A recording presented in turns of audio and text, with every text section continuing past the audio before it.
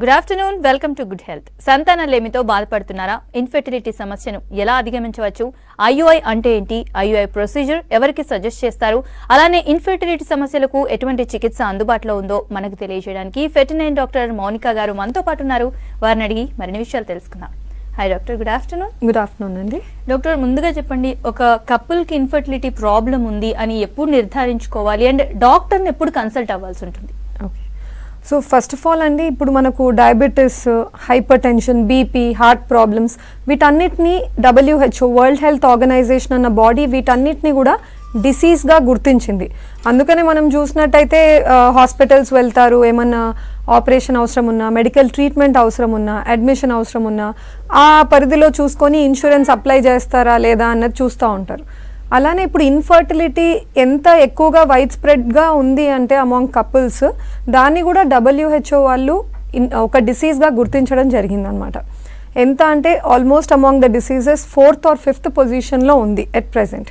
ఈ ఇన్ఫర్టిలిటీ ఒక కపుల్కి ఉంది అని చెప్పాలి అంటే వైఫ్ అండ్ హస్బెండ్ ప్రెగ్నెన్సీ కోసము న్యాచురల్గా 1 year వరకు 12 months ప్రతి మంత్ వాళ్ళు ట్రై చేసినప్పటికీ ప్రెగ్నెన్సీ కలగలేదు అంటేనే వాళ్ళకు ఈ ఇన్ఫర్టిలిటీ ప్రాబ్లం ఉందేమో అని మనం డయాగ్నోస్ చేయొచ్చు.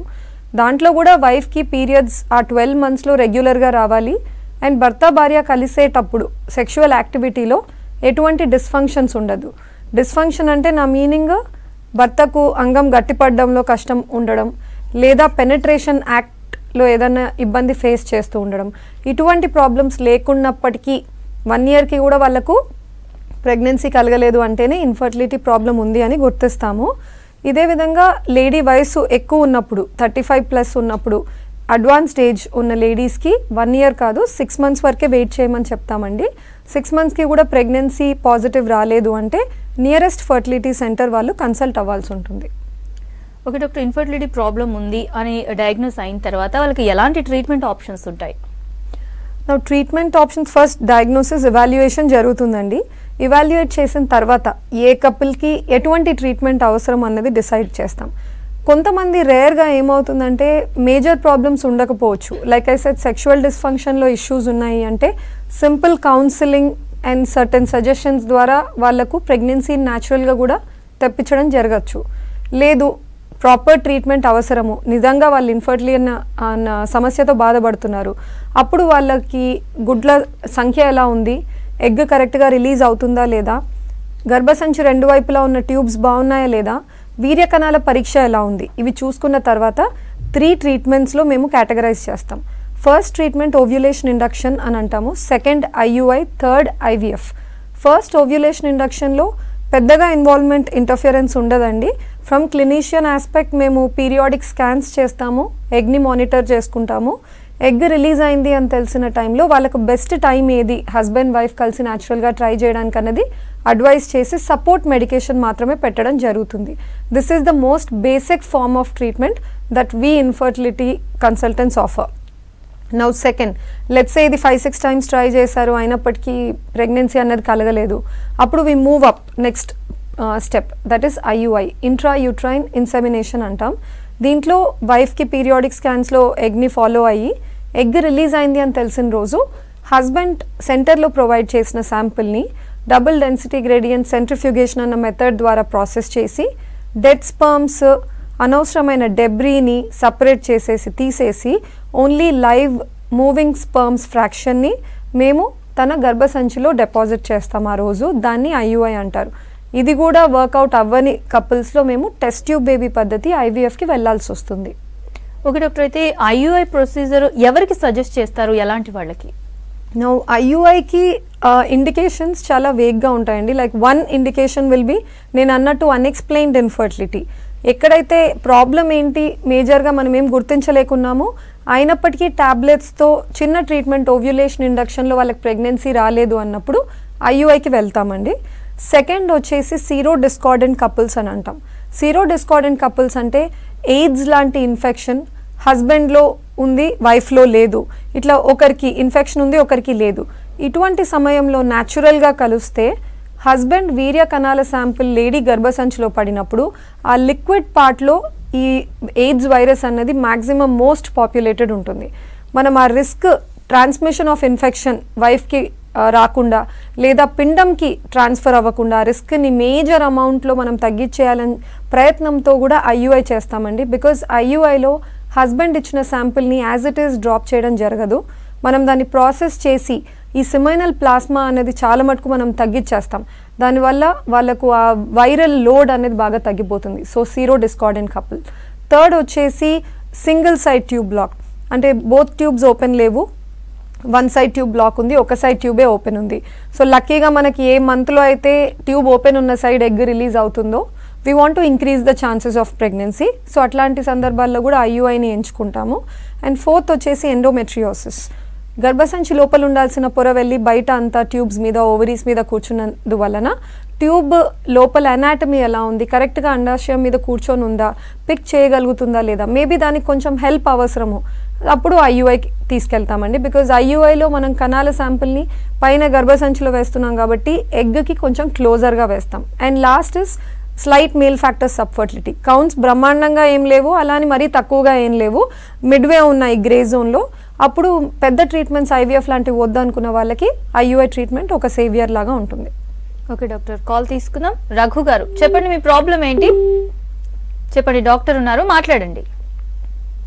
Right, okay doctor, IUI procedure గురించి అండ్ ఎవరికి సజెస్ట్ చేయొచ్చు అని అన్నారు కదా, అయితే దీని సక్సెస్ రేట్ ఎలా ఉంటుంది అసలు? ఐయుఐ సక్సెస్ రేట్ వచ్చేసండి it is little variable centre to centre, time to time, but general success rates that we talk about are usually between 10 to 20%, around 15%. అంటే దాన్ని మనం ట్రాన్స్లేట్ చేస్తే 10 కపుల్స్కి మేము చేస్తుంటే 1 or 2 కపుల్స్ ఐయుఐ ద్వారా ప్రెగ్నెన్సీని అచీవ్ చేస్తున్నారు. Remaining 8 to 9 couples fail అయితే again వాళ్ళ ప్రొఫైల్ చూసుకొని ఐయుఐని మళ్ళీ రిపీట్ చేయాలా లేదా వేరే ట్రీట్మెంట్కి ఏమైనా మూవ్ ఆన్ అవ్వాలా అన్నది ఆలోచించుకుంటాం. వి రీఎవాల్యుయేట్.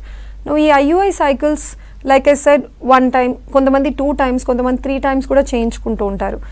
3 times వరకు మనం స్టడీస్ రీసెర్చ్ అవన్నీ చూస్తే ఏమంటారంటే ఒక 3 times వరకు అయితే ట్రై చేయండి, థర్డ్ టైం కూడా ఐయుఐ వర్కౌట్ కాలేదు అంటే ఐవీఎఫ్ కన్నా వెళ్ళండి, అదర్వైజ్ కెమెరా వేసి లోపల ట్యూబ్స్ ఓవరీ స్టేటస్ ఎలా ఉందో చూసుకొని నెక్స్ట్ స్టెప్ తీసుకోండి అంటారు.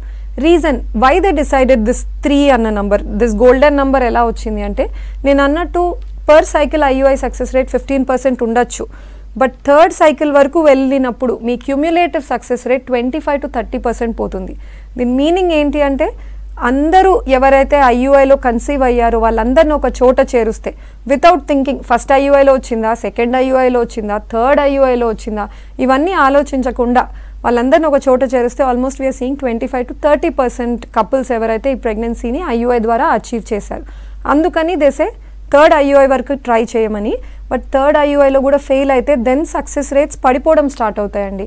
అందుకని ఫర్దర్ టైమ్ ఆర్ మనీ ఆ ట్రీట్మెంట్లో బ్లైండ్గా ఇన్వెస్ట్ చేస్తూ వెళ్ళడం బదులు ఇట్లా లాప్రోస్కోపీ రీవాల్యుయేషన్ అన్నా చేసుకోండి లేదా ఐవీఎఫ్ లాంటి ట్రీట్మెంట్ కన్నా వెళ్ళండి.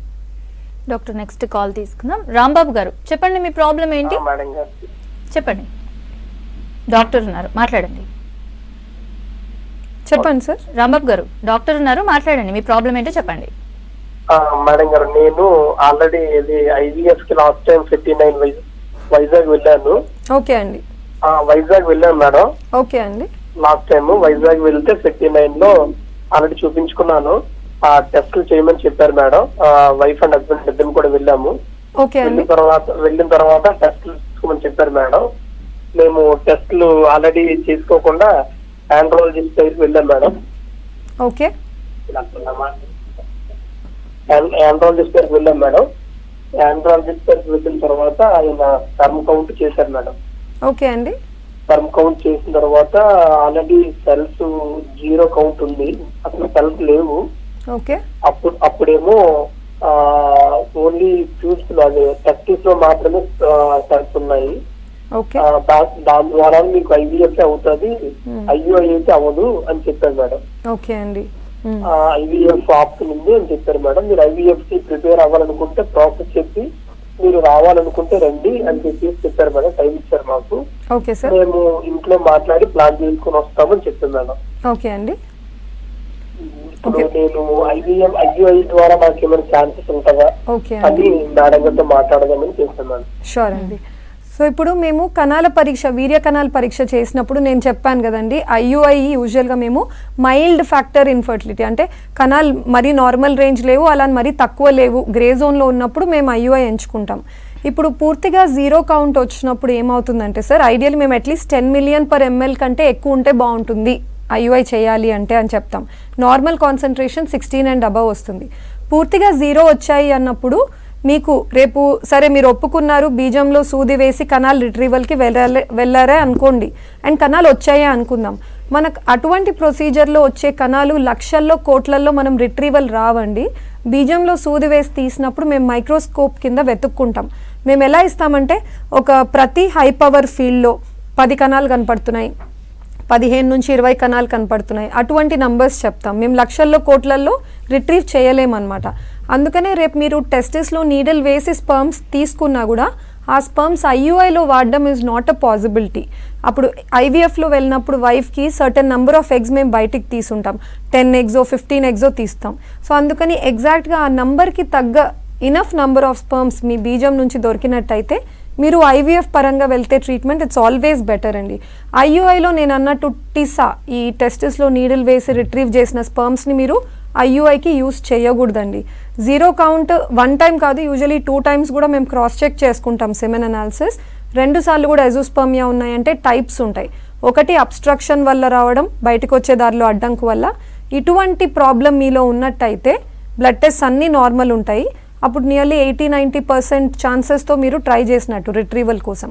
బట్ నాన్ అబ్స్ట్రక్టివ్ వెరైటీలో వస్తే then the chances are a little lower, 30-40%. Some ప్రొడక్షన్లో ఇష్యూస్ ఉన్నాయి, లేదా బ్రెయిన్ నుంచి అడిక్వేట్ సిగ్నల్ అందకపోవడం అవుతుంది. డోంట్ వెయిట్ లాంగ్ అండి, బికాస్ జీరో కౌంట్లో మెడికల్ ట్రీట్మెంట్ ద్వారా మిరాక్యులస్లీ 16 above అంటే నార్మల్ రేంజ్కి తీసుకెళ్ళిపోయి మీరు నార్మల్ ట్రీట్మెంట్స్ వెళ్ళడం is a very rare entity I haven't seen personally in my career. So I suggest మీరు IVF లాంటి ఆప్షన్ వెళ్ళి మీరు టిసాలో మీ పర్టిక్యులర్ కేటగిరీ అసలు ఏం టైప్ ఆఫ్ ఎజోస్పర్మియా మాట్లాడుకొని ఆండ్రాలజిస్ట్తో ఛాన్సెస్ ఎంత ఉంటాయో చూసుకొని please do go ahead. Doctor next call తీసుకుందాం. అంజయ్ గారు చెప్పండి, మీ ప్రాబ్లం ఏంటి? సార్ నమస్కారం మేడం. నమస్తే సార్, చెప్పండి మేడం. మాకు మ్యారేజ్ 12 సంవత్సరాలు దాటిపోయింది మేడం. 12 సంవత్సరాలా అండి? కొంచెం దాటిపోయింది. ఇంతవరకు ఆమెకి ప్రెగ్నెన్సీ ప్రాబ్లం, ప్రెగ్నెన్సీ వస్తలేదు మేడం. అయితే మేము కర్నూలు గైనకాలజిస్ట్ దగ్గర పోయినాం మేడం. అంటే గద్వాల్ అంతా ఎంబీబీఎస్ వాళ్ళంతా చూసినారు, లేడీ స్పెషలిస్ట్, అయితే ఏం రిజల్ట్ లేదు. ఏం మేడం? ఓకే. అయితే మేము కర్నూలు పోయిన గైనకాలజిస్ట్ ఏమంటే ఆమె పేరు ఏదో ఉంది మేడం, ఇక్కడ సుంకేశ్వర రోడ్ లో ఉంది. పర్లేదండి, మేడం చెప్పండి మేడం. చెప్పండి. అయితే ఆమెకు ట్యూబ్స్ ఉన్నాయి, ట్యూబ్స్ తర్వాత నా సింటమ్స్ కొరకి అది నాకు వేరే పరీక్ష చేసి నాకు రక్త పరీక్ష, విత్ పరీక్ష చేసినారు మేడం. అయితే ఈ కౌంట్స్ బాగానే ఉన్నాయి, అయినా కూడా మీరు మెడిసిన్ వాడలేదు. నాకు కూడా 1 month మెడిసిన్ ఇచ్చినారు, ఆమెకు 3 నెలల మెడిసిన్ ఇచ్చినారు. అయితే తిరుగుతున్నాం మేము, అన్ని టెస్టులు ఏమేమి ఉన్నాయి అన్ని టెస్టులు చేయించిన, అయినప్పటికీ రిజల్ట్ కనపడలేదు మేడం. మాకు ఎక్కడ అయితే లేదు, మా పరిస్థితి అనిపించింది. దయచేసి సొల్యూషన్ చెప్పండి మేడం. వైఫ్ వయసు ఏంటంటే, మీ ఇద్దరు వయసు ఏంటి? నాది మేడం, నా వయసు 38 మేడం, ఆమెకి 31 ఉంటాయి మేడం. 31 years ఉంటారా? Okay. So I can understand అండి, బికాస్ ఏజ్ పరంగా చూస్తే షీఈస్ 31. మీరు ఇప్పుడు సిటీస్లో అంతా మాట్లాడితే చాలా మంది గర్ల్స్ పెళ్ళే 28+ చేసుకుంటున్నారు ఇప్పుడు, కెరియర్ ఓరియంటేషన్ అది ఇదని. అయినప్పటికీ but marital age is very important. అంటే ఇప్పుడు లెట్స్ సే నా దగ్గర ఒక లేడీ 32 yearsతో వచ్చారు, కానీ మ్యారేజ్ అయ్యి ఓన్లీ 1 year అవుతుంది. అప్పుడు తనకు నేను అడ్వైస్ వేరుగా ఇస్తాను, మీ కేసులో నేను వేరుగా ఇస్తాను. ఎందుకంటే ఏజ్ 31 ఉన్నప్పటికీ మ్యారేజ్ అయ్యి 12 years అవుతుంది. And best age to become pregnant గర్ల్స్కి ఎప్పుడు కూడా the best age is actually 20 to 25 years అండి. అప్పట్లో చాలా ఈజీగా ఓల్డెన్ టైమ్స్లో ప్రెగ్నెన్సీ అన్నది తెచ్చుకునేవాళ్ళు. ఈ కాలంలో infertility one of the reasons ఎక్కువ కావడానికి ఏజ్ ఎట్ మ్యారేజ్, లేట్గా మ్యారేజ్ చేసుకోవడం కూడా ఒక రీజన్ అని మేము గుర్తిస్తూ ఉన్నాం. ఇప్పుడు మీ కేసులో మీరు ఇన్ని సంవత్సరాలుగా తిరుగుతున్నారు, ఏది మేజర్గా ఇది ప్రాబ్లం అని చెప్పలేకున్నారు. మీరు అన్ఎక్స్ప్లెయిన్డ్ ఇన్ఫర్టిలిటీ కింద వస్తారండి. నియర్లీ 30% కపుల్స్ ప్రతి క్లినిక్లో మీరు చూస్తే 30% కపుల్స్ మీలానే ఉంటారు. గుడ్లు బాగా పెరిగి విడుదలవుతున్నాయి, ట్యూబ్స్ ఓపెన్ ఉన్నాయి, కణాలు బాగున్నాయి, అయినప్పటికీ కావట్లేదు అని చెప్పేసి. నా సలహా ఏంటంటే అండి, ఒకసారి మీరు మీ ఎగ్ నెంబర్స్, వైఫ్వి ఎగ్ నెంబర్స్ బాగానే ఉన్నాయా, రిజర్వ్ ఏమైనా తగ్గిపోతుందా చూసుకోవాలంటే AMH అని ఒక టెస్ట్ ఉంటుంది, అది ఒకసారి చేయించండి. ఇది కాకుండా కణాల పరీక్ష ఒక్కటే కాకుండా మీ మగవాళ్ళకు కూడా DFI అని ఒక టెస్ట్ ఉంటుంది స్పర్మ్ క్వాలిటీ కోసం. ప్రతి స్పర్మ్లో DNAలో బ్రేక్స్ ఎక్కువగా ఉన్నాయా, లేదా ఆ రిపేర్ అయ్యి కరెక్ట్ అమౌంట్లోనే ఉందా అది చూసుకొని ఈ రెండు చేసుకొని నా ట్రీట్మెంట్ వచ్చేస్తే మీకు అన్ని ట్రీట్మెంట్ ఆప్షన్ ఓపెన్ అవుతాయండి. ప్రాబ్లం లేదు అన్న చోట మేము అన్ని ట్రీట్మెంట్ ఆప్షన్స్ ఇస్తాం. టాబ్లెట్స్తో ట్రై చేస్తారా, ఐయుఐకి వెళ్తారా, ఐవీఎఫ్ ట్రీట్మెంట్ కూడా చెప్పడం జరుగుతుంది మీ కేసులో. సోల్లీ బికాస్ మీకు మ్యారేజ్ అయి 12 years అవుతుంది కాబట్టి. ఇప్పుడు లాంగ్ టర్మ్ మ్యారేజ్లో ఐయుఐ సక్సెస్ రేట్స్ కూడా అంత బాగుండవండి. 3 to 4 years మ్యారిటల్ ఏజ్లో వచ్చిన వాళ్ళకి స్లైట్లీ బెటర్ ఛాన్సెస్ ఉంటాయి.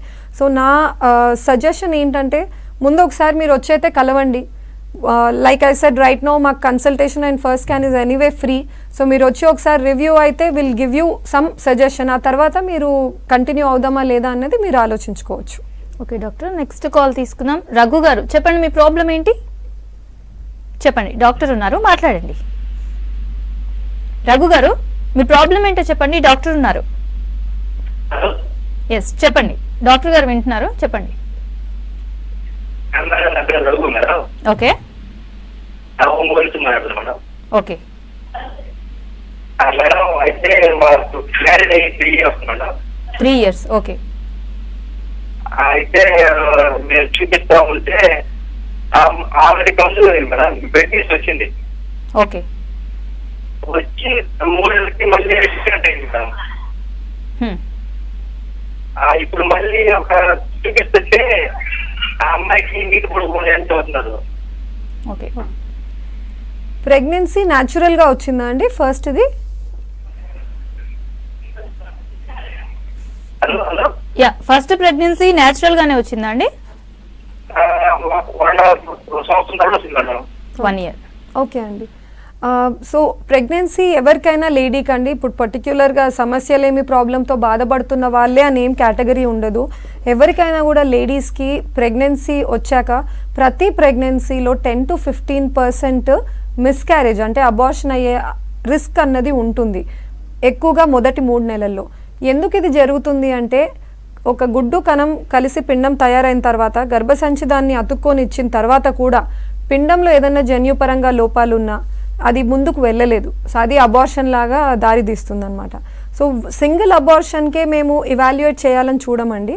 ఒక 10 ఏళ్ల క్రితం వరకు లేదా కొన్నేళ్ల క్రితం వరకు కూడా ఏమనేవాళ్ళు అంటే 3 అబార్షన్స్ కంటే ఎక్కువ 3 or more అవుతే అప్పుడు కూర్చొని విల్ సిట్ అండ్ ఇవాల్యుయేట్ వైఫ్కి ఆ టెస్ట్ ఈ టెస్ట్ అని చేసి ప్రాబ్లం ఏంటి ఫిగర్ అవుట్ చేయడం ట్రై చేద్దాము అని. కానీ యాజ్ టైం పాస్డ్ బై ఇప్పుడు మనకు టైం చాలా ఇంపార్టెంట్.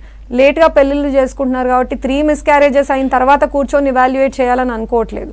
సో 2 or more అంటే 2 మిస్క్యారేజెస్ నుంచే మేము ఇవాల్యుయేట్ అనేది చేస్తూ ఉంటాం. కొంతమంది కపుల్స్ ఒక్క మిస్క్యారేజ్కి కూడా బాగా వరీ అవుతారండి, బాగా యాంగ్షియస్నెస్తో వస్తారు.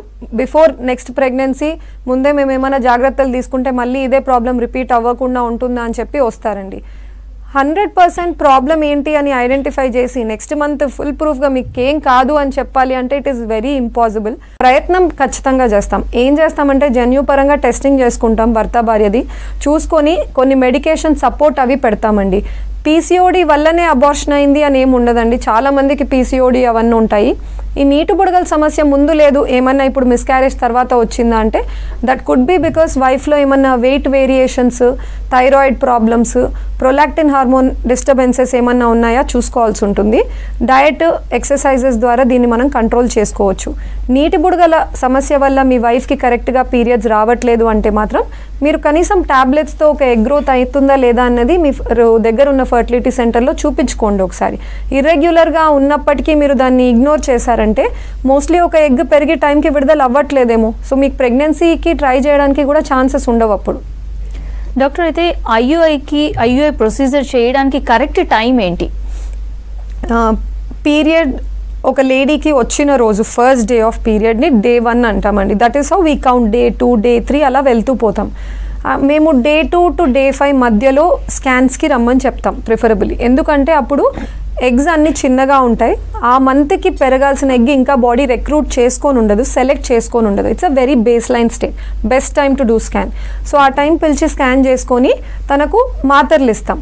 కొంతమందికి పీసీఓడి సివియర్గా ఉంది, ట్యాబ్లెట్స్తో ఎగ్ గ్రోత్ రాకపోవచ్చు అని ముందు నుంచి మాకు తెలిస్తే మేము ఇంజెక్షన్స్ కూడా యాడ్ ఆన్ చేసి మళ్ళీ దాన్ని డే 9 ఆర్ డే 10 ఆఫ్ సైకిల్లో పిలుచుకొని ఎగ్ పెరిగిందా లేదా అన్నది చూసుకుంటాం. ఈ ఎగ్ని మేము ఎప్పటి వరకు మానిటర్ చేస్తామంటే when the size reaches anywhere between 18 నుంచి 24 మిల్లీమీటర్ల మధ్యలో ఎప్పుడైతే ఆ ఎగ్ రీచ్ అవుతుందో సైజు, ఎగ్ రిలీజ్కి ఇంజెక్షన్ ఇస్తాం. ఇంజెక్షన్ ఇచ్చిన ఒక 36 అవర్స్ తర్వాత మేము ఐయుఐని ప్లాన్ చేయడం జరుగుతుంది. Most of the times day 12 to day 16 మధ్యలో ఐయుఐ పడుతుందండి. ఆ ఎగ్ రిలీజ్ అయిందన్న రోజు వచ్చి స్కాన్లో కూడా ఎగ్ రిలీజ్ అయినది మేము కన్ఫర్మ్ చేసుకున్న తర్వాత కొన్ని కన్సెంట్ ఫార్మాలిటీస్ ఉంటాయి. ఐయుఐ ప్రొసీజర్ ఎక్స్ప్లెయిన్ చేసి సిగ్నేచర్స్ తీసుకొని హస్బెండ్ని శాంపిల్ ప్రొవైడ్ చేయమని చెప్తాం. ఆ శాంపిల్ని ప్రాసెసింగ్లో ఒక నియర్లీ 20 minutes to 30 minutes పడుతుంది. అలా ప్రాసెస్ చేసిన శాంపిల్ని లేడీ గర్భసంచిలో వేస్తాం. వేసే పద్ధతి 2 minutes పడుతుందండి అంతే. అల్ట్రాసౌండ్ గైడెన్స్లో చేస్తాం, స్కాన్ గైడెన్స్లో చేశాక అనదర్ 5 to 10 minutes పడుకొని ఉండమంటాం. తర్వాత లేచి ఇంటికి వెళ్ళిపోవచ్చు. ఓకే డాక్టర్, నెక్స్ట్ కాల్ తీసుకుందాం. అభిషేక్ గారు చెప్పండి, మీ ప్రాబ్లం ఏంటి? మేడం హలో, నమస్తే మేడం. నమస్తే సార్, చెప్పండి. మేడం మా భార్యకు ఒక 5-6 సార్లు ఐవీఎఫ్ చేయించినాం మేడం. Okay sir. ఐవీఎఫ్ కూడా 3 సార్లు చేయించినాం మేడం. Okay sir. ఒకసారి కన్సీవ్ అయ్యి మళ్ళీ ఒక 1 month తర్వాత అబార్షన్ అయిపోయింది మేడం. ఓకే. ఆ తర్వాత కూడా ఎగ్ ట్రాన్స్ఫర్ చేయించాను మేడం. ఓకే. కానీ ఏం రిజల్ట్ ఏం లేదు మేడం. సలహాలు చెప్పగలుగుతారు మేడం? ఓకే. ఇప్పుడు ఏజ్ ఎంత అండి మీ ఇద్దరిది? నాది 35 మేడం, ఆమె 30 ఉంటుంది మేడం. 30 years. ఐవీఎఫ్ 3 times చేశానన్నారు కదా, మీరు ఐవీఎఫ్ 3 times అంటే 3 times పిండం పెట్టారా అండి? ట్రాన్స్ఫర్సా మీరు? అవును మేడం, ట్రాన్స్ఫరే. గుడ్లు తీయడం, మత్తు ఇచ్చి గుడ్లు తీయడం ఒక్కసారి జరిగిందా వైఫ్కి? 2 సార్లు అయింది మేడం. 2 సార్లు అయింది. ఇప్పుడు ఎంబ్రియోస్ ఇంకా మిగిలి ఉన్నాయా అండి? ఒక 2 ఉన్నాయి మేడం. ఇంకా సెంటర్లో ఉన్నాయా ఎంబ్రియోస్? ఉన్నాయి మేడం. ఒక 6 నెలలు అయింది మేడం. ఇప్పుడు వేసుకోవచ్చా మేడం? డెఫినెట్లీ అండి. అవి 5వ రోజు పిండాలా 3వ రోజు పిండాలా? అవి 3వ రోజు మేడం. ఓకే, సరే అండి. ఇప్పుడు నా అడ్వైజ్ అయితే ఏంటి అంటే అండి, ఇప్పుడు 3వ రోజు పిండాలు కూడా బ్యాడ్ అని నేను అనట్లేదు, కానీ 3వ రోజు పిండంలో ఎన్ని సెల్స్ ఉన్నాయనేవి మేము కౌంట్ చేయగలం. 6 cells 8 cells అట్లా రాస్తామన్నమాట. ఇప్పుడు 5వ రోజుకి ఇంకో 2 రోజులు ముందుకు వెళ్ళగలిగితే 5వ రోజు పిండము ఒక బాల్ ఆఫ్ సెల్స్ లాగా తయారవుతుంది. మనం సెల్ నెంబర్స్ని కౌంట్ చేయలేం. ఇప్పుడు ఈ 3వ రోజు నుంచి 5వ రోజు జర్నీ అనేది చాలా డిఫికల్ట్. 3వ రోజు వరకు ఒక గుడ్డు కణంలో ఉన్న మైటోకాండ్రియా ఎనర్జీ సోర్సెస్ ద్వారా పుష్ చేస్తుంది. బట్ 3వ రోజు నుంచి 5వ రోజు వరకు వెళ్ళగలిగితేనే దాని పొటెన్షియల్ మంచిగా ఉందా లేదా అన్నది మనకు తెలుస్తుంది. ఇప్పుడు మీరు ట్రాన్స్ఫర్కి మళ్ళీ అమౌంట్ అయితే కట్టుకోవాలి కాబట్టి ఒక వర్త్ వైల్ ట్రాన్స్ఫర్ మీరు అటెంప్ట్ ఇవ్వాలి అనుకుంటే ఎప్పుడు కూడా ఎంబ్రియోస్ వేస్ట్ వెళ్ళకూడదు అని అయితే అనుకోకండి. Please do go back and discuss. అవి 3వ రోజు పిండాలు అయితే మీరు మీ క్లినిషియన్తో డిస్కస్ చేయండి. ఏంటి అంటే వాటిని 5వ రోజుకి కల్చర్ చేసుకుంటాం. అంటే మీ వైఫ్ని టాబ్లెట్స్ ఇచ్చి లైనింగ్ తయారు చేసుకున్నాక 5 రోజులు ఇంజెక్షన్స్ ఇచ్చి 6వ రోజు ట్రాన్స్ఫర్ ప్లాన్ చేస్తాం కదా. మీ వైఫ్కి 3వ రోజు ఇంజెక్షన్ వెళ్తున్నప్పుడు ఈ పిండాలు ఏవైతే ఫ్రీజింగ్లో ట్యాంక్స్లో ఉన్నాయో మేము వాటిని మళ్ళీ తీసి ఇన్క్యుబేటర్లో ట్రాన్స్ఫర్ చేస్తాం. 5వ రోజుకి కల్చర్ చేస్తాం. మీ వైఫ్ రెడీగా ట్రాన్స్ఫర్ ఉంది అన్న రోజు వెళ్ళిన రోజే మనకు తెలుస్తుంది ఆ రెండిట్లో అట్లీస్ట్ 5వ రోజు వెళ్ళిందా లేదా అన్నది. సో వెళ్ళగలిగితేనే 5వ రోజు మీరు ట్రాన్స్ఫర్ వెళ్ళండి. అంటే టూ మచ్ మెడికేషన్ అవుతుంది, టూ మెనీ అటెంప్ట్స్ అవుతున్నాయి, will give a worthwhile attempt అంటే this would be a nice option. You can discuss మీరు మీ క్లినిషియన్తో. ఓకే డాక్టర్, అయితే ఈ ఐయుఐ ప్రొసీజర్కి ఏజ్ లిమిట్ ఏదైనా ఉందా? ఎందుకంటే చాలామంది ఎక్కువ ఏజ్లో ఉంటూ ఉంటారు, వాళ్ళకి ఐయుఐ వర్కౌట్ అవుతుందా కాదా అనే డౌట్ ఉంటుంది, మీరేం చెప్తారు? డెఫినెట్లీ అండి. ఐయుఐ మనకు ఇప్పుడు ఏదైనా సక్సెస్ రేట్ ఇది అని చెప్పాలి అంటే మనకు చాలామంది కపుల్స్ ఉండాలి where we are giving this treatment. ఇప్పుడు 40+లో 45+లో ఎంతమంది ఐయుఐస్కి వెళ్తున్నారు అంటే వెరీ హ్యాండ్ఫుల్. ఇప్పుడు మనం కూర్చొని ఎవరన్నా ఫారిన్ కంట్రీలో కానీ ఎవరన్నా స్టడీ చేయాలంటే అంతమంది దొరకరు ఫస్ట్ ఆఫ్ ఆల్. ఎందుకంటే టైమ్ ఈజ్ రన్నింగ్ షార్ట్. వాళ్ళకి చిన్న చిన్న ట్రీట్మెంట్స్లో టైం వేస్ట్ చేయాలని అనుకోవట్లేదు. వాళ్ళు they want to head for something where which has maximum success rate. So ఐయుఐకి ఈ ఏజ్ గ్రూప్లో ఇంత సక్సెస్ రేట్, ఆ ఏజ్ గ్రూప్లో అంత సక్సెస్ రేట్ అనేది మనకు క్లినికల్ డేటా, కాంక్రీట్ డేటా లేదు. But it is a standard 10 to 15% for every one. కానీ డెఫినెట్లీ 40+ అలా వెళ్ళినప్పుడు లేడీ ఎగ్ ఓల్డర్ ఎగ్ వస్తుంది కాబట్టి జన్యుపరంగా తయారైన ఎంబ్రియో కూడా అబ్నార్మల్ ఉండొచ్చు, అందుకని అది అతుక్కోకపోవచ్చు. That will translate as an IUI failure. So IUI మేము ఎక్కువగా ఆప్ట్ చేయొచ్చు అంటే ఎవరిలో అయినా చేయొచ్చండి. రిజర్వ్ తక్కువ ఉన్న వాళ్ళకు 40+ కూడా చేయొచ్చు, ఎందుకంటే IUIలో మనకు కావాల్సింది ఒక్క ఎగ్ పెరగడం మాత్రమే, which is quite easy. IVF is a problematic thing. Doctor, అయితే IUI ప్రొసీజర్లో ట్విన్స్ పుట్టే అవకాశం ఎంతవరకు ఉంటుంది? ఇట్స్ జనరలైజ్డ్గా IVFలో అనమండి, ఎన్ని ఎంబ్రియోస్ పెడుతున్నాం అనేది ఇంపార్టెంట్. టెస్ట్ ట్యూబ్ బేబీలో మీరు ఒక పిండమే పెడుతున్నారు అంటే there is no scope for twinning, అది కూడా 5వ రోజు పిండం పెడుతున్నారంటే. లేదు, 2 ఎంబ్రియోస్ పెట్టినప్పుడు ట్విన్నింగ్ రేట్, ట్విన్స్ వచ్చే అవకాశాలు ఉండొచ్చు, బికాస్ 2 పిండాలు పెడుతున్నాం కాబట్టి. అది మన సెంటర్ టు సెంటర్ వేరియేషన్ వస్తుంది. Okay, thank you doctor. ఇది ఇవాల్టి good health. Stay tune to V6 news.